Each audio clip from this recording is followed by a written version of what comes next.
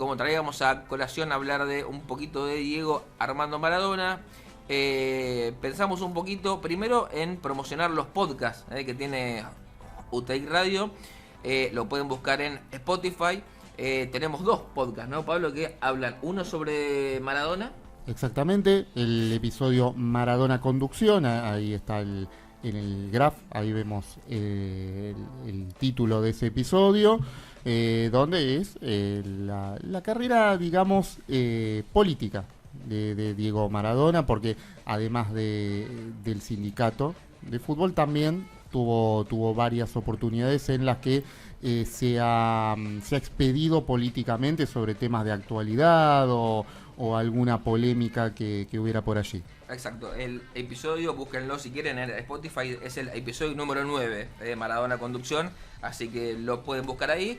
Y recordamos para aquellos que quizás no tienen nuestra edad, para los más chicos, que Diego Maradona creó el primer sindicato que nucleaba a los futbolistas internacionales, tratando de defender los derechos. En el año 1995, Maradona, por supuesto, herido por lo que le hicieron, por haber quedado afuera en aquel mundial nefasto, el de Estados Unidos 1994, se junta con varios jugadores, con los jugadores más representativos, muchos jugadores históricos de Latinoamérica y de Europa.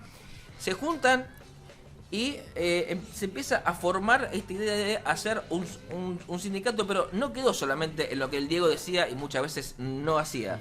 Primero, escuchemos, si le parece ahí al operador, escuchemos lo que Diego Armando Maradona planeaba a principios de 1995. Yo voy a ser el presidente de la Asociación de Jugadores, un representante, ¿no? A nivel mundial. A nivel mundial, sí.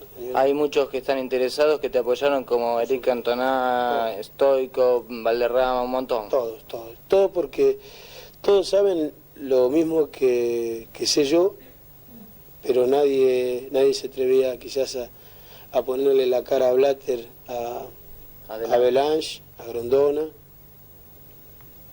y otros más, a Johansson. Por eso se va a armar se está armando ya empezamos. ¿Cuáles serían las medidas principales como para decir es una fuerza de choque contra la FIFA? ¿Qué sería lo principal que ustedes pedirían? Reunirnos y diagramar entre nosotros el mundial. Todos los campeonatos mundiales, todos, únicamente el mundial, no los demás, todo lo que tenga que ver con el fútbol. Con el jugador de fútbol. Con el jugador de fútbol no puede ser que ellos diagramen sin saber, sin haber jugado, sin haberle preguntado a un jugador qué siente en un mundial.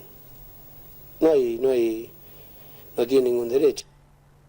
Bueno, ahí está, Maradona, polémico, como siempre, pero diciendo algunas verdades, ¿no? Es como que un sindicato lo maneje una persona que nunca trabajó, Claro. ¿no? Salvando las distancias. Un sindicato mundial, además.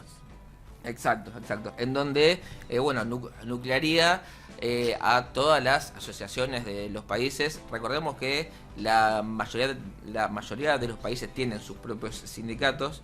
Aquí es futbolistas argentinos agremiados, no exento de polémicas, por supuesto, con Sergio Marchi hace muchísimos años a la cabeza del sindicato, pero esto, decíamos, no quedó solamente en palabras.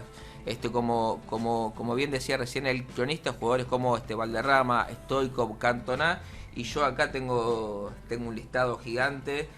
George Weah, también estuvo Laurent Blanc, aquel central francés, Gianfranco Sola, Gianluca Viale, el liberal George Weah, que después fue presidente de su país, Thomas Brolin, el arquero Michel Predom, entre otros, y entre los brasileños también Bebeto y Romario, así que ahí siempre en contra de Avalanche, Blatter, como los nombres más grosos a los que enfrentarse, a los que golpear, y defendiendo los derechos de los jugadores.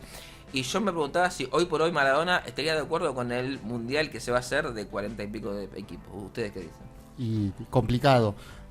En ese momento había también, vamos a abrir un poquito algunas aristas de esto, porque el Mundial del 86 se jugó en un clima de muchísimo calor, en la altura del DF. Uy, si ustedes ven las imágenes del partido contra Inglaterra, contra Alemania, se jugaron en el Estadio Azteca, hay un sol cenital, o sea, se jugaron en horas del mediodía, con muchísimo calor, por eso también de las camisetas que se habían preparado en ese momento, que eran súper livianas, muy aireadas, porque hacía muchísimo calor. Entonces eso es lo que tomaba Maradona también como parámetro, como para decir, acá no se le consulta al jugador de fútbol si tiene mucho calor, si los partidos se están jugando a cualquier hora. En el Estados Unidos también hubo muchísimos partidos en horarios del mediodía, con mucho sol. Entonces formaba parte también de la proclama de Maradona.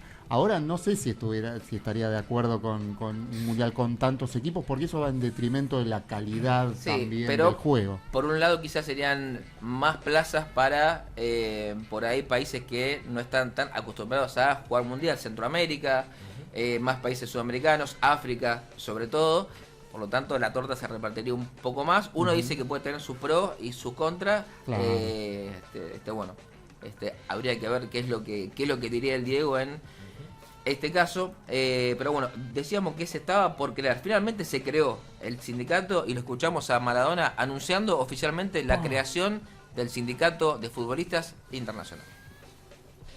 Siendo las 16 horas del día 18 de septiembre de 1995, de común acuerdo y por unanimidad resolvemos.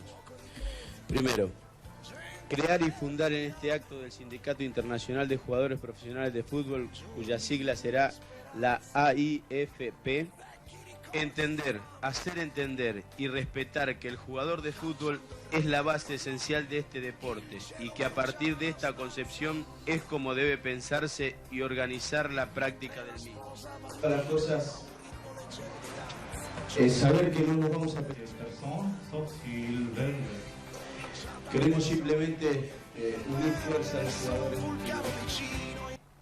Bueno, ahí veíamos también a referentes como Gianfranco Sola, Cantona, Vialli. Otro que no mencioné que no estaba en el video es Ruud Gullit, otro que siempre se alió a Maradona en esta lucha. Así que bueno, ahí se... Grandes referentes y detrás de ellos muchos jugadores también, ¿no? Ellos fueron como que la cara visible, ¿no? Exactamente, sí. Y bueno, ligas importantísimas, ¿no? Recordemos que Maradona con su llegada al Napoli levanta no solo al Club del Sur, sino que también levanta toda la liga italiana. Y en su breve paso por el Sevilla, él también apoya una huelga de los futbolistas,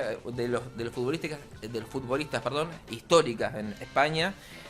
Así que Diego también estuvo apoyándolos como corresponde.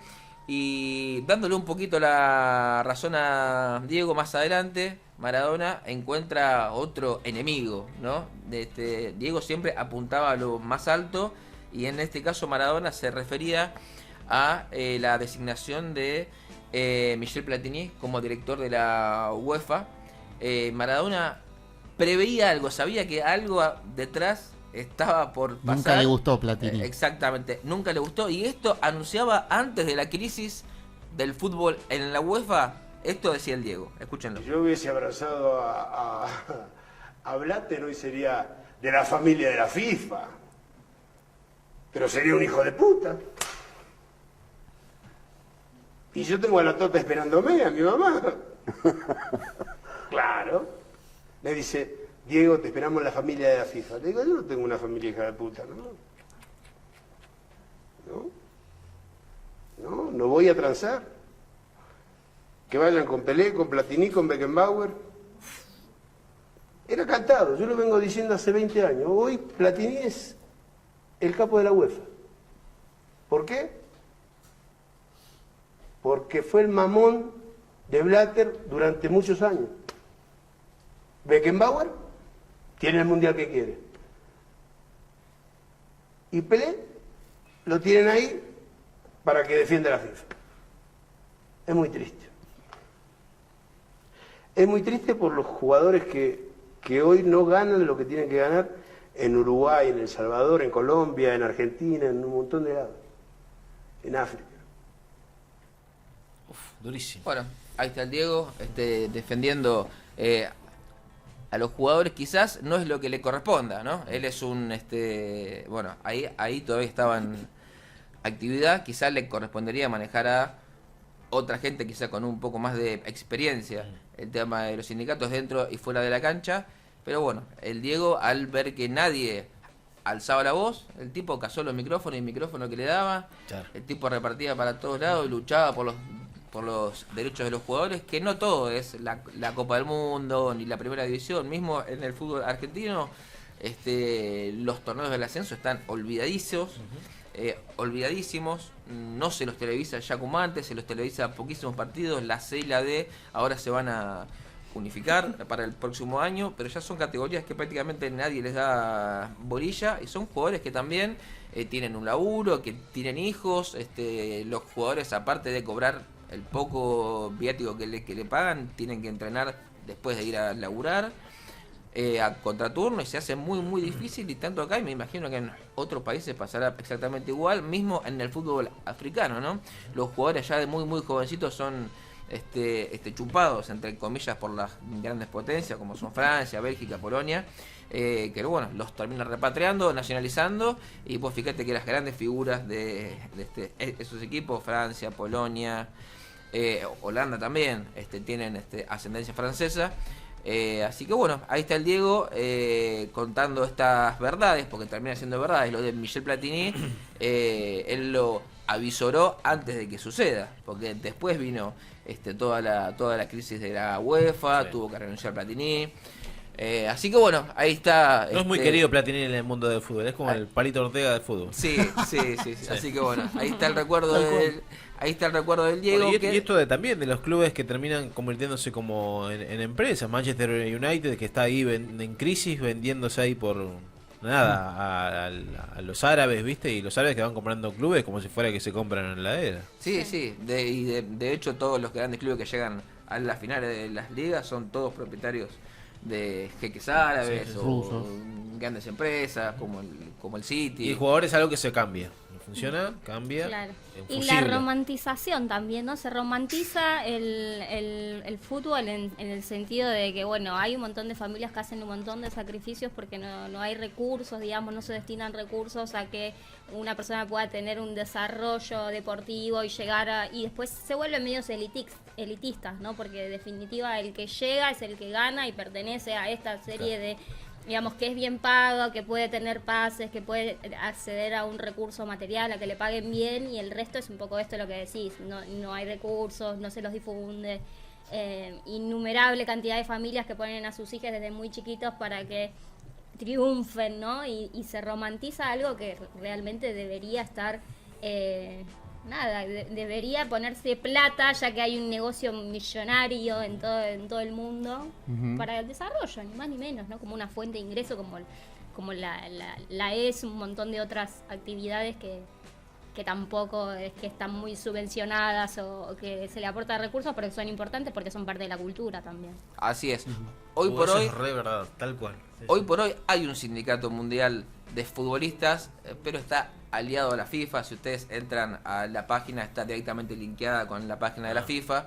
Es como para figurar solamente, ¿no? Como que hay un sindicato que los defiende, no es lo que son Diego. Y ponen que están en contra del racismo y que esto que lo otro, pero al final las acciones se ven poco y nada. Ajá. Y las pocas acciones que hay son de los mismos jugadores, quizás suspendiendo un partido o diciendo, bueno, hasta acá llegamos porque hay insultos, paramos el partido. Son los propios jugadores los que lo hacen. Así que bueno, después tenemos algunas declaraciones del Diego. No sé si el productor querrá ir ya hablando un poquito más de política.